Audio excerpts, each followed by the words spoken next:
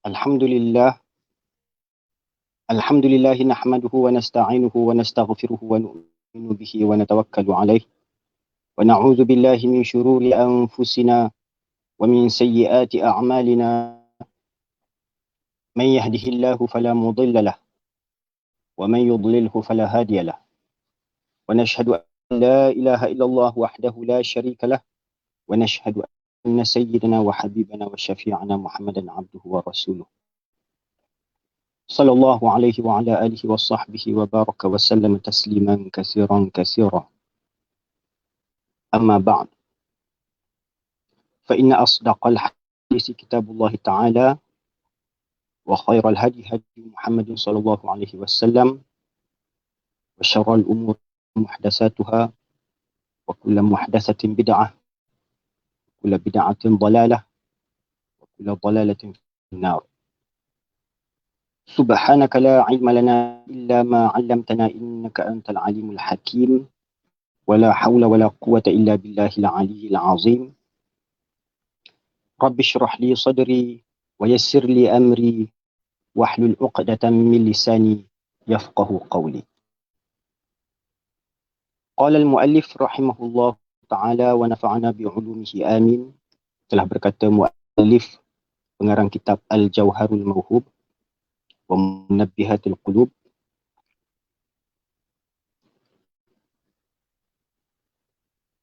iaitu Syekh Ali ibn Abdul Rahman Al-Kalantani, yang mana kita meneruskan pembacaan kitab kita pada bab yang kedua, iaitu pada menyatakan kelebihan La ilaha illallah, iaitu kalimah tayyibah. Dan kita sampai pada muka surat yang ke-18 kalau kitab yang Jawi, pada hikayat, pada baris yang ke-13 di atas. Dan kalau kitab yang Rumi, yang diterjemah ke Rumi, pada muka surat yang ke-30. Hikayat adalah seorang lelaki terikat lidahnya daripada berkata kalimah La ilaha illallah tatkala hendak matinya. Maka mendatang akan ia oleh Nabi SAW, maka sabdanya, tiadakah ia sembahyang dan puasa? Kata mereka itu, bahkan sembahyang dan puasa ia, ya Rasulullah SAW. Sabdanya, adakah menderhaka ia akan ibunya? Kata mereka itu, bahkan. Maka menyeru Nabi dengan ibunya, suruh ia maaf daripadanya. Maka enggan ia kerana mencabut ia akan mata ibunya. Maka menyeru Nabi dengan kayu api. Maka berkata ibunya, ya Rasulullah SAW, apa ini? Sabdanya, aku hendak bakar akan anak engkau itu dengan api. Maka katanya, aku mengandung akan dia 9 bulan. Aku menyusu akan dia 2 tahun. Sabdanya, jika kesian engkau akan dia, engkau maaf daripadanya. Maka maaf ia daripadanya. Maka terlepas lidahnya. Dan berkata ia, Ashhadu an la ilaha illallah wa anna Muhammadar Rasulullah. Ya, ini sebuah hikayat daripada kisah Nabi SAW, di mana pernah satu ketika salah seorang daripada sahabat baginda meninggal dunia. Namun keadaannya ketika akhir hayatnya, ketika nazak, agak mendukacitakan, sehingga dia tidak dapat mengucapkan kalimah Yakni seolah-olah lidahnya terkunci. Maka perkara itu telah dikhabarkan kepada baginda Nabi SAW. Maka Nabi bertanya, tiadakah ia sembahyang dan puasa? Maka kata para sahabat, bahkan sembahyang dan puasa ia, ya Rasulullah. Kemudian Rasulullah SAW bertanya lagi, adakah ia pernah menderhaka kepada ibunya? Lalu kata para sahabat baginda, bahkan ada ya Rasulullah. Sehingga pernah menyebabkan ibunya mengalirkan air mata. Itu yang dimaksudkan kerana maka enggan ia. Ini ibunya tu tak mau memaafkan kesalahan anaknya itu disebabkan mungkin ada satu perkara yang telah dilakukan oleh anaknya itu yang menyebabkan hati ibunya terguris sehingga mengalirkan air mata. Maka menyeru Nabi dengan ibunya suruh ia maaf daripadanya. Jadi Nabi SAW menyuruh para sahabatnya memanggil ibunya kemari. Ini ibu kepada sahabat yang dalam keadaan nazak ni. Maka enggan ia kerana mencabut ia akan mata ibunya. Jadi ibunya tu tak nak maafkan. Tak nak maafkan kesalahan yang dilakukan oleh anaknya itu. Maka menyeru Nabi dengan kayu api. Ini Nabi SAW mengerahkan para sahabat baginda supaya menghimpunkan kayu-kayu untuk dibakar. Maka berkata ibunya dalam keadaan agak tergamam, ya Rasulullah, apakah ini? Apa yang kau nak buat dengan menghimpunkan kayu-kayu untuk dibakar ni? Maka sabda baginda Nabi SAW, aku hendak membakar anak engkau itu dengan api. Kerana apa? Kerana disebabkan ibunya yang tidak mahu memaafkan kesalahan anaknya tadi, menyebabkan anaknya menghadapi kesukaran sakratul maut, tidak dapat mengucapkan kalimah di akhir kalamnya. Maka Rasulullah SAW bersabda, lebih baik dibakarkan kerana si ibu tadi tidak mahu memaafkan kesalahan anaknya tadi. Maka katanya, ya Rasulullah, sesungguhnya aku mengandung akan dia 9 bulan. Aku menyusu akan dia 2 tahun. Yakni dengan mengharapkan belas kasihan daripada Rasulullah SAW supaya tidak membakar anaknya dengan kayu-kayu api, maka dia pun merayu kepada Rasulullah SAW. Ya Rasulullah, sesungguhnya ini anak aku ni, aku telah mengandungkan dia selama 9 bulan.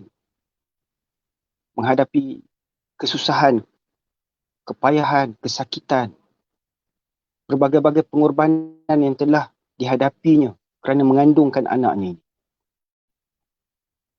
Bahkan bukan itu saja, selepas melahirkannya selama 2 tahun pula,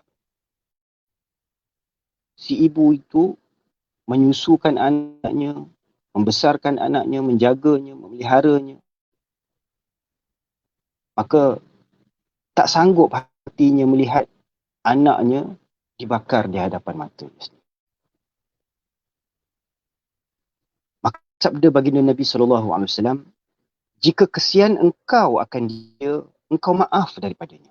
Jadi kalau engkau kesihan kepada anak yang dalam keadaan nazak ini, maafkanlah kesalahan-kesalahannya supaya dia dapat mati dalam keadaan tenang, mengucapkan kalimah thayyibah, la ilaha illallah Muhammadur Rasulullah. Maka maaf ia daripadanya. Maka si ibu pun memaafkan kesalahan anaknya itu. Ini kesalahan yang dilakukannya sehingga mengguriskan perasaan si ibu itu, sehingga menyebabkan mengalir air matanya. telah dimaafkan oleh ibunya itu. Maka terlepas lidahnya dan berkata ia, Asyhadu an la ilaha illallah wa anna Muhammadar Rasulullah. Yang terlepaslah segala kekeluan lidahnya untuk mengucapkan kalimah thayyibah di akhir kalamnya setelah mendapat kemaafan daripada ibunya. Dan telah menghikayat oleh Imam Ar-Razi rahimahullahu ta'ala bahawasanya seorang lelaki wukuf di Arafah dan adalah pada tangannya 7 batu. Maka berkata ia, Ya ayyatuhal ahjar, ishhadu li anni ashhadu an la ilaha illallah wa ashhadu anna Muhammadar Rasulullah. Yakni, hai segala batu, saksi olehmu bagiku bahawasanya aku naik saksi bahawasanya tiada Tuhan melainkan Allah, dan aku naik saksi bahawasanya Nabi Muhammad itu pesuruh Allah. Kemudian maka tidur ia. Maka melihat ia di dalam tidurnya seolah-olah hari kiamat sudah berdiri dan dihisap akan lelaki itu. Maka telah wajib baginya neraka. Maka dibawa akan dia kepada satu pintu daripada pintu neraka Jahannam. Maka datang satu batu daripada 7 batu itu mencampak akan dirinya atas demikian pintu itu. Maka berhimpun segala malaikat azab atas mengangkatkan dia. Maka tiada kuasa mereka itu. Maka dibawa akan dia kepada pintu yang kedua. Maka datang batu yang kedua seperti batu yang pertama itu jua. Demikianlah. Hingga 7 pintu kemudian. Maka dibawa akan dia kepada Arash. Maka firman Allah Subhanahu wa ta'ala, Hai hamba-Ku, telah engkau mensaksikan segala batu itu. Maka tiada ia mensia-sia akan hak engkau. Dan aku naik saksi atas syahadah engkau, atas mentauhid akan daku. Masuk olehmu akan syurga. Maka tatkala hampir ia daripada pintu syurga, maka tiba-tiba segala pintu terselak. Maka datang syahadah, La ilaha illallah Muhammadur Rasulullah. Dan dibuka akan sekalian pintunya. Maka masuklah demikian lelaki itu. Wallahu a'lam. Ya, ini sebuah hikayat yang telah diriwayatkan oleh Imam Ar-Razi rahimahullah ta'ala berkenaan seorang lelaki yang sedang wukuf di Arafah ketika dalam pekerjaan menunaikan fardu haji. Di mana ketika wukuf itu, beliau telah mengumpulkan 7 butir batu yang digunakan untuk melontar. Ketika dia mengutip 7 biji batu itu, dia telah mengucapkan kalimah ini. Ya ayyatuhal ahjar, wahai segala batu. Ishhadu li, bersaksilah olehmu bagiku. Anni, bahawa sesungguhnya aku. Ashhadu, aku bersaksi. An la ilaha illallah, bahawa tiada Tuhan yang layak untuk disembah melainkan Allah. Wa ashhadu anna Muhammadan, dan aku bersaksi bahawa sesungguhnya Muhammad Rasulullah adalah pesuruh Allah. Kemudian sesudah itu, dia pun tidur. Dan ketika tidurnya itulah dia telah bermimpi seolah-olah telah berlakunya hari kiamat. Dan setelah menurut perhitungan lelaki tersebut adalah seorang yang telah diwajibkan untuknya memasuki ke neraka. Maka ketika dia dibawa untuk memasuki neraka menerusi pintunya, datanglah salah satu daripada 7 butir batu yang dipegangnya itu ketika wukufnya di Arafah, ketika hidup di dunia itu. Ini dalam mimpi ni, ya, dalam mimpi itu dia nampak.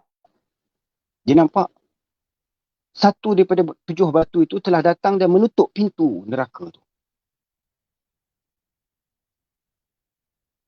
Maka datang satu batu daripada 7 batu itu mencampakkan dirinya atas demikian pintu itu. Maka apa yang berlaku? Berhimpun segala malaikat azab yang ada di neraka itu, cuba nak angkat batu yang menutup pintu neraka itu. Ya? Namun tidak berjaya. Maka tiada kuasa mereka itu. Lalu dibawa hamba tersebut, lelaki tersebut, ke pintu neraka yang kedua. Maka ketika sampai di pintu neraka yang kedua itu, datang batu yang kedua daripada 7 biji batu itu, datang. Satu daripadanya datang. Menutup pintu neraka yang kedua. Seperti batu yang pertama itu. Demikianlah berlaku. Malaikat-malaikat azab sekaliannya cuba untuk mengangkat batu tersebut, namun tiada kuasa mereka itu. Begitulah seterusnya sehingga dibawa lelaki tersebut ke pintu neraka yang ketiga, keempat, kelima, keenam, sehinggalah 7 pintu. Kemudian, habis 7 pintu neraka tertutup dengan 7 biji batu itu, yang tiada kuasa sekalian malaikat azab untuk mengangkatkannya, maka dibawa lelaki tersebut ke arasy Allah Subhanahu wa taala. Maka firman Allah Subhanahu wa taala, "Hai hamba-Ku, telah engkau mensaksikan segala batu itu, maka tiada ia mensia-sia akan hak engkau. Dan aku naik saksi atas syahadah engkau atas mentauhid akan aku. Masuk olehmu akan syurga." Maka tatkala hampir ia daripada pintu syurga, maka tiba-tiba segala pintu syurga itu terselak, terbuka untuknya. Maka datanglah kalimah syahadah, La ilaha illallah Muhammadur Rasulullah. Dan dibuka akan sekalian pintunya. Maka masuklah demikian lelaki itu. Wallahu a'lam. Ya. Namun peristiwa tersebut berlaku dalam mimpi. Itu yang kita nak perlu faham. Ya. Dan memadalah kelebihan kalimah La ilaha illallah Muhammadur Rasulullah itu bagi orang yang menuntut kemenangan dunia dan akhirat. Ya, begitu banyak kelebihan yang terkandung di dalam kalimah La ilaha illallah Muhammadur Rasulullah. Menurut perkataan Syekh As-Sanusi, telah mengandung oleh 2 kalimah syahadah itu serta sedikit hurufnya akan sekalian barang yang wajib atas mukallaf mengetahui akan dia daripada segala aqaid al-iman yang 68 pada hak Allah Ta'ala dan pada hak segala Rasul alaihi wassalatu wassalam. Maka adalah ia 24 hurufnya. Ini menurut perkataan Syekh Sanusi rahimahullah, kalimah syahadah ni, iaitu yang kita biasa sebut sebagai 2 kalimah syahadah. Ya. Kalimah syahadah yang pertama iaitu asyhadu an la ilaha illallah. Itu adalah kalimah syahadah yang pertama. Kalimah penyaksian. Syahadah bermaksud penyaksian. Dan kalimah syahadah yang kedua, wa asyhadu anna Muhammadar Rasulullah. Jadi, kedua-dua kalimah syahadah ini yang dimaksudkan sebagai 2 kalimah syahadah. Ini penyaksian kita atas keesaan Allah Subhanahu wa taala sebagai zat yang wajib disembah, yang layak untuk disembah. Tidak ada Tuhan yang layak disembah melainkan Allah. Dan penyaksian yang kedua ialah penyaksian kita bahawa sesungguhnya Nabi Muhammad sallallahu alaihi wasallam itu adalah suruh Allah yang wajib untuk kita ikuti, ya, segala pengajaran daripada syariat dan sunnah baginda Nabi sallallahu alaihi wasallam. Maka setiap mukallaf wajib mengetahui akan apakah yang dituntut daripada kalimah syahadah ini. Dua kalimah syahadah ini. Ini yang dimaksudkan sebagai segala perkara-perkara akidah yang berkaitan dengan keimanan, kepercayaan. Ya, yang dimaksudkan itu adalah yang 68 pada hak Allah Taala, itu termasuk ya 20 sifat yang wajib bagi hak Allah Taala, ya. 20 sifat yang mustahil bagi Allah Subhanahu Wa Taala, lawan bagi sifat yang wajib, dan sifat yang harus, sifat yang tidak harus, ya. Kemudian sifat-sifat yang berkaitan dengan hak-hak para rasul. Jadi semua itu ada dijelaskan secara terperinci, ya, di dalam sebuah kitab juga daripada nukilan Syekh Ali Ibn Abdul Rahman Al-Kalantani, ya, sebuah kitab yang berjudul Zuhratul Murid fi Aqaid Tauhid, ya.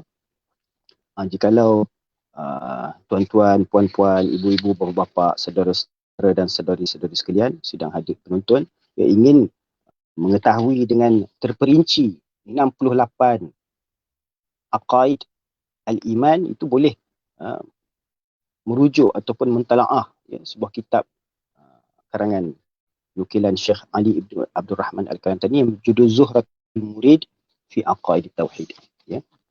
Di dalam tu ada dijelaskan dengan secara terperinci, ya. Kalau kita nak jelaskan semua 68 tu dalam masa yang singkat ni agak terhad masanya, ya. Baik, ini adalah berkaitan dengan segala hak-hak Allah Ta'ala dan segala hak-hak Rasul alaihi wassalatu wassalam yang wajib kita iktikadkan, ya. Wajib kita percayai sebagai mukallaf, ya. Maka adalah ia 24 hurufnya. Ini dalam kalimah La ilaha illallah Muhammadur Rasulullah, ya. Kalimah ini mengandungi 24 huruf, ya. Pada kalimah yang pertama, La ilaha illallah, itu mengandungi 12 huruf, dan Muhammadur Rasulullah juga mengandungi 12 huruf. Dan ini mengisyaratkan kepada apa? Ini mengisyaratkan kepada 24 jam malam dan siang. Ini yang dinyatakan di sini. Maka adalah ia 24 hurufnya, dan malam dan siang itu 24 saat. 24 saat. Saat ini, yang dimaksudkan saat ini dalam bahasa Arab, sa'ah itu berarti satu jam, ya. Jadi bukan 24 saat. Kalau 24 saat mana kita anggap 24 second macam tu. Jadi itu tak tidak tepat, ya. Jadi 24 saat yang dimasukkan saat di sini adalah daripada perkataan Arab sa'ah, artinya satu jam, ya. Jadi 24 jam adalah merupakan isyarat yang diberikan daripada kalimah La ilaha illallah Muhammadur Rasulullah yang juga mengandungi 24 huruf, ya.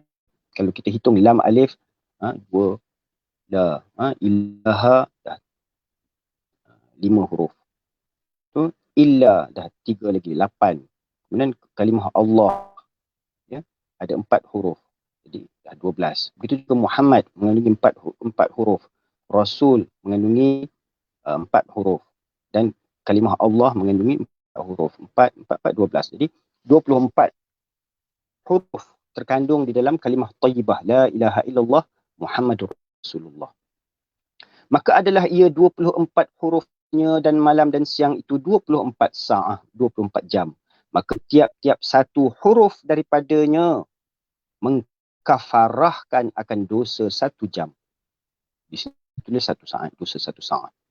Ini dengan kita menyebut kalimah La ilaha illallah Muhammadur Rasulullah, ya.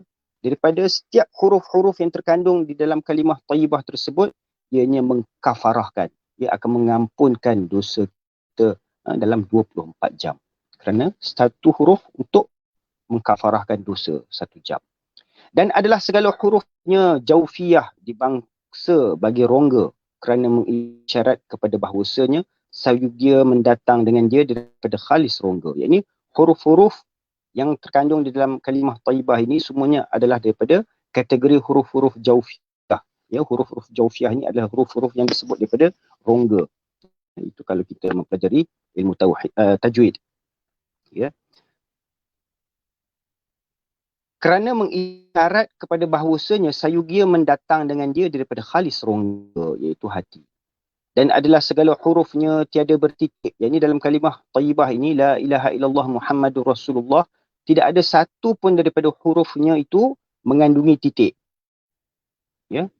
Ini segala hurufnya adalah huruf yang tanpa nuktah. Ya. Dan adalah segala hurufnya tiada bertitik isyarat kepada bahawasanya sayugianya bagi orang yang melafaz dengan dia bahawa sunyi hatinya daripada barang yang lain daripada Allah Ta'ala. Dan adalah ia 7 kalimah, kata Fakhrul Razi. Ya, 7 kalimah itu bila kita tengok la ilaha illallah, itu adalah 4 kalimah. Ya, la satu kalimah, ilaha satu kalimah, illa satu kalimah, Allah satu kalimah. Muhammad satu kalimah, Rasul satu kalimah, Allah satu kalimah. Jadi himpunan daripada 24 huruf dalam kalimah thayyibah itu dia ada daripada rangkaian 7 kalimah. Ya. Dan adalah ia 7 kalimah, kata Fakhrul Razi, kerana bahawasanya segala maksiat itu tiada ada melainkan daripada 7 anggota, iaitu 2 telinga, dan 2 mata, dan 2 tangan, dan 2 kaki, dan lidah, dan perut, dan faraj, kemaluan. Ya. Maka tiap-tiap satu kalimah daripadanya mengkafarah akan maksiat satu anggota. Allahu Akbar. Itu. Ya. Dengan 7 kalimah yang terkandung daripada kalimah tayyibah tersebut, ianya mengkafarahkan segala dosa-dosa yang dilakukan oleh 7 anggota tubuh badan. Dan lagi isyarat kepada bahawasanya segala pintu neraka Jahannam yang 7 itu tertutup sekaliannya daripada orang yang berkata akan dia bifadlillahi wa rahmatih, ya, dengan rahmat Allah Ta'ala dan kurniaan. Dan kata Syekh, mudah-mudahan kerana tersimpan kalimahnya serta melengkapi ia atas barang tersebut, barang yang tersebut daripada segala aqaid, dijadikan dia oleh syarak juru bahasa dan menunjuk atas barang yang di dalam hati daripada Islam dan tiada diterima daripada seorang akan imannya melainkan dengan dia. Ini itu adalah kewajiban yang perlu bagi seseorang yang hendak memeluk agama Islam, yang nak masuk agama Islam, perlulah dia mengucapkan 2 kalimah syahadah. Maka sayugianya atas orang yang berakal bahawa membanyakkan daripada menyebutkan dia, memperbanyakkan berzikir, menyebut kalimah thayyibah ini. Padahal menghadirkan pada hatinya, sambil kita menghadirkan pengertian maknanya itu, hendaklah kita memperbanyakkan lafaz, ya, menyebut dengan lidah, dengan hati, ya. Pada hatinya, padahal menghadirkan pada hatinya akan barang yang melengkapi atasnya daripada segala aqaid al-iman, hingga bercampur maknanya dengan daging dan darah, supaya melihat ia bagi kalimah ini daripada beberapa asrar, iaitu rahsia-rahsia dan keajaiban, ajaib akan barang yang tiada masuk di bawah kira-kira bilangan, insya-Allah ta'ala. Kata Syekh Al-Baijuri, sekurang-kurang membanyakkan dia pada ulama fuqaha, yang dimaksudkan memperbanyak itu diucapkan sekurang-kurangnya 300 kali dalam sehari semalam. 10 kali tak cukup, ya. Dan pada ulama sufi 12,000, itu yang dikatakan sebagai membanyakkan, memperbanyakkan. Wala zikrullah, ya ayyuhallazina amanu zkurullaha zikran katsira, wahai orang-orang beriman, berzikirlah, mengingati Allah dengan zikir yang sebanyak-banyaknya. Ya, menurut ulama sufi 12,000. Dan dikehendaki dengan dia di sini menghabiskan, yakni meliputi sekalian waktu dan sekalian ahwal seperti barang yang diambil daripada kata musannif, yakni pengarang, hingga bercampur dengan daging dan darah. Yakni sehingga pengertian daripada kandungan kalimah thayyibah itu meresap, meresap ke dalam zahir dan batin kita, jiwa dan raga kita. Dan yang afdal pada melafazkan dia dengan meninggalkan mad pada hak kafir hendak masuk Islam, supaya segera berpindah ia kepada agama Islam, bersalahan pada hak orang mukmin, maka yang afdalnya dipanjang akan dia. Yang ini dimasukkan di sini bagi orang-orang yang kafir yang baru nak memeluk agama Islam, mungkin mereka tak tahu tentang hukum-hukum tajwid, panjang, pendek, mad, qasar ni, maka tidak perlu diberatkan ke atas mereka mematkan kalimah la ilaha illallah. Ya, kalau mereka dapat sebut la pun dengan satu harakat pun tak apa. Ya, bersalahan pada hak orang mukmin, orang yang sudah beriman, maka yang afdalnya dipanjangkan lafaz la itu. Dan sungguhnya datang warid bahawasanya barang siapa berkata la ilaha illallah dan dipanjangkan dia, nescaya diruntuhkan baginya 4,000 dosa daripada dosa besar. Maka sembah mereka itu, ya Rasulullah, maka jika tiada baginya sesuatu daripada dosa besar, sabdanya, diampunkan bagi ahlinya dan bagi jirannya. Ini meriwayatkan dia hadis ini oleh Imam Bukhari seperti yang telah dinyatakan terdahulu daripada di awal-awal bab ini. Dan bersalahan-salahan ulama pada yang dikehendaki dengan mat yang tersebut itu, maka kata setengah daripada masyayikh bahawa dipanjangkan alif dalam kalimah la itu dengan kadar 7 alif, iaitu 14 harakat. La tu dia panjangkan sehingga boleh dipanjangkan sehingga ke 14 harakat. Kerana tiap-tiap satu alif 2 harakat. Alif adalah huruf mad dan dipanjangkan alif lafaz al-jalalah itu pada kalimah Allah itu dengan kadar 3 alif dan iaitu 6 harakat. Dan dikehendaki dengan bercampurnya dengan daging dan darah itu iaitu kinayah. Ini sebagai satu perumpamaan daripada tetapnya sekira-kira apabila ditinggalkan dia, nescaya berlaku ia atas lidahnya dan hatinya dengan sendiri, dengan tiada ikhtiarnya dan ihtimal lain daripada itu. Dan dikehendaki dengan asrar itu segala ilmu dan ma'rifah, rahsia-rahsia dan segala sifat yang kepujian yang tajalli Allah Ta'ala dengan dia akan batinnya seperti bersifat dengan zuhud dan tawakal dan haya, ini ada perasaan malu. Dan dikehendaki dengan beberapa ajaib itu, iaitu segala karamat yang dimuliakan dia oleh Allah Ta'ala dengan dia seperti dihantar berkat pada harta dan makanan hingga dibanyakkan akan yang sedikit dan mencukupkan ia akan orang yang banyak. Dan dimudahkan dinar dan dirham, ini urusan keuangannya dan lainnya daripada barang yang menyeru kepadanya oleh hajat. Ini dengan berkat kalimah la ilaha illallah Muhammadur Rasulullah itu, apabila kita amalkan, segala hajat-hajat kita akan terpenuhi.